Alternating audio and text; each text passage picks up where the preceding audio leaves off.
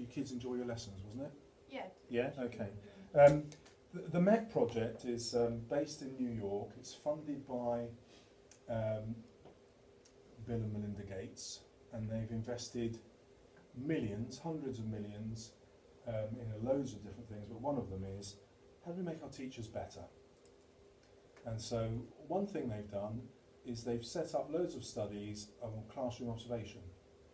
What they found is, when senior leaders, or in their case school principals, observe lessons, they get the judgment wrong more times than they get it right.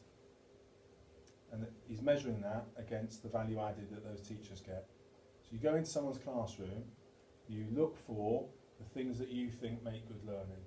Are the kids behaving? Are the books neat?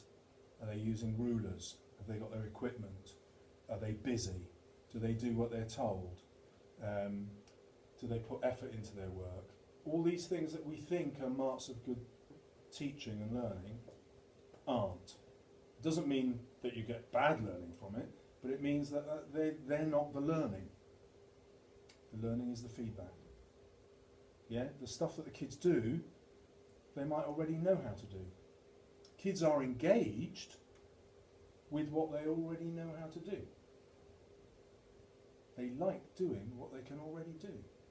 So if your feedback from your kids is that they really like your lessons, potentially that's a warning. Yeah, because you're not making them uncomfortable, you're not stretching them.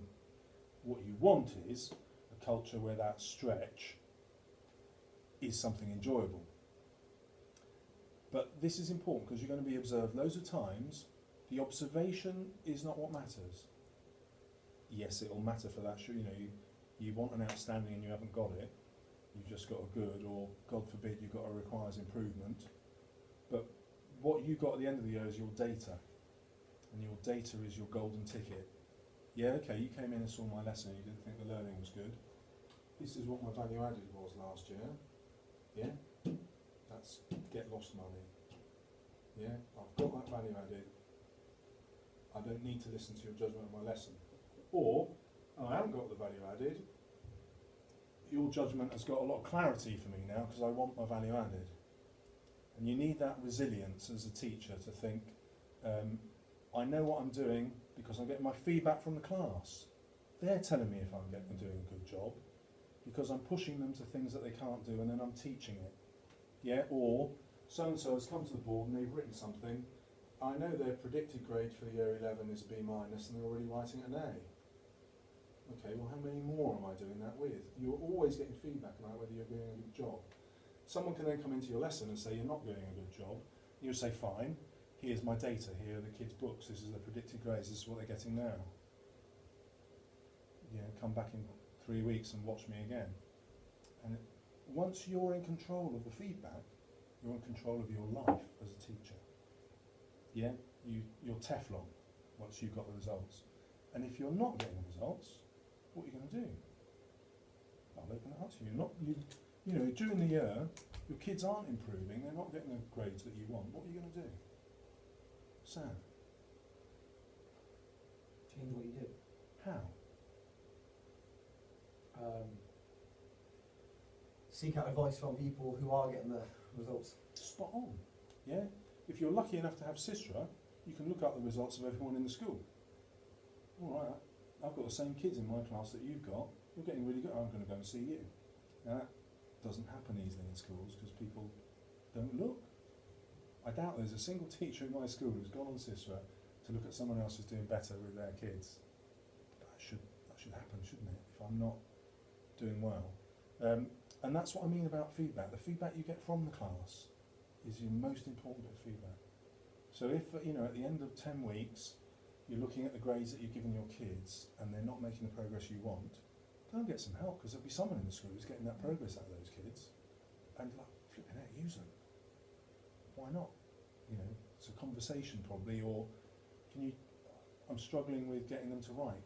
How do you get them to do it? Oh, I do this, this and this. Oh, brilliant, okay, I'll do that. Or film your lesson, give it to that couple of teachers. Can you watch this for me and tell me how I could do better? And if you've if you seek feedback on your teaching, you will be brilliant in no time. Because teaching is not that hard. I know it feels like it is now, but it's not. If you keep coming back to a few things that you know will work. The last thing I'll say on that subject is, don't worry about all the stuff you're not good at. Focus on maybe 5 things that you do well and just get brilliant at them, and that will get your class through. Yeah, so I'm not brilliant at discipline. You know, I'll have kids, someone else will walk into my room, and they'll look at the kids and they'll go, oh, they're not in absolute silence, or, you know, that's not 100%. Okay, but I'm not going to put the energy into getting 100%, I'm just going to move on. It's just me.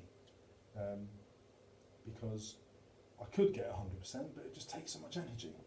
I can't be bothered with that. Let's focus on the stuff you're good at. Right, 7 C's.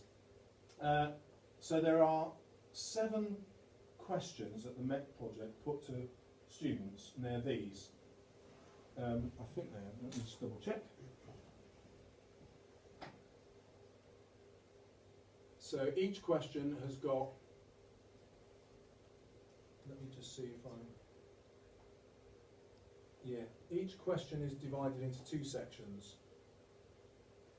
And I give those to the kids. I'm trialling this with, trialled it last year, I'm trying it with a bigger group this year, and I'm looking at how do you judge lessons now that we don't have grading? So I'm asking the teachers to give these to their classes, and they rate these things 1 to 5. Now, is any of them, do we enjoy the lesson? Let's have a look. My teacher makes me feel she cares about me. My teacher tries to understand my feelings. Students treat their teacher with respect. Our class stays busy. My teacher has several good ways of explaining the topic. My teacher explains difficult things clearly. In this class we learn almost every lesson. In this class we learn to correct our mistakes. My teacher makes lessons interesting, which I suppose is the closest we've got. I like the ways in which we learn in this class. And so on. Now, you get them to rate, agree, strongly, disagree, and what have you. And then here comes the lovely bit. Hopefully. Oh, don't tell me I haven't brought that. There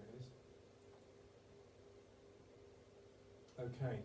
The MET project gives us what the top quarter of teachers got for each question and what the bottom quarter got. So my teacher in this class makes me feel that she really interests me.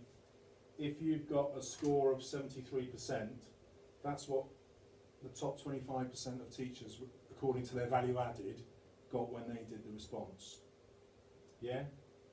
The ones who got the bottom quarter of value added, so value minus, they only scored 40% on that question from their class. So you instantly got a way of getting your kids to assess you, and for you to know what that assessment might mean. Because you might be 5 kids in the class who hate you, and it's, you're not completely beholden to what's there. But I've got all this stuff on a folder. If any of you, I could just download it onto a computer, couldn't I? And you could grab it. So I'm using this with teachers to get their kids to come up with responses. How is that useful? Well, I was absolutely convinced that the quality of my explanations was fantastic. But when I got the response back, it was something like 68% thought it was fantastic. 32% thought it wasn't. So in my classes for the next few weeks, I got them to rate my explanations. So that was my development point. I had another teacher who did it with 3 of her classes. 2 of them gave her brilliant feedback, and 1 class gave her disastrous feedback. So she went and thought, well, why is it? And she rethought what it was with that class and was able to change it around. And it's incredibly powerful once you open up to the kids and say, right, I want you to assess me.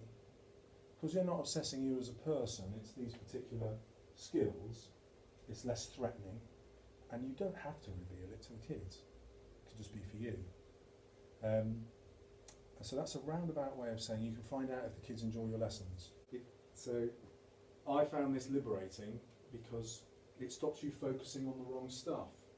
So if I had a low score here, and a low score there, this is the one I'm going to work on, because I know value-added teachers, only 68% of them get a decent score on that, whereas value-added teachers get a much higher score on there, so that's probably going to have more of an influence, I don't know. You know, I've talked a bit about resilience today.